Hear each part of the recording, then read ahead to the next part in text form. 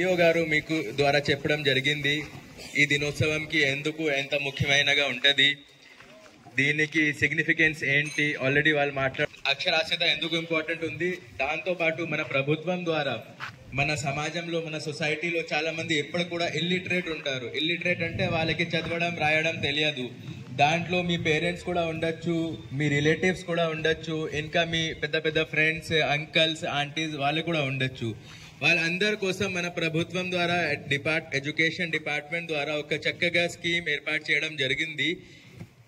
Adult literacy programme ఏంటంటే, ఇప్పుడు for example మీ నాన్నగారు ఉండొచ్చు, మీ అమ్మగారు ఉండొచ్చు, ఇంకా మామగారు ఎవరైనా ఉండొచ్చు, ఎవరికి చదవడం రాదు, రాయడం రాదు, వాళ్ళకి ఇప్పుడు కూడా, ఎందుకంటే మీ అందరికీ తెలుసు లెర్నింగ్ కి there is no age, for learning there is no age. Learning కోసం వయసు ఏం లేదు.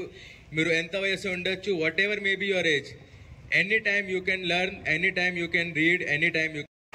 కంపాస్ బాక్స్ రాజేశ్వరి, తర్వాత M Saishri second prize, government high school Jumarajpet. Saishri 8th class. Pad అందరికి ఒక పెన్ను, ఒక నీళ్ళుంటాయి, అందులో వేసి నీళ్ళకి వస్తాయి, తాగుతాయి. తర్వాత ఏం చేస్తుంది, తాగడానికి నీళ్లు చాలా తక్కువగా ఉంటుంది కదా, ఎట్లా పైకి తీసుకువస్తుంది, బండలేసి. Very good. మీ పేరు చెప్పండి మైక్ లో. My name is Dikshita, studying in 6th class. Very good.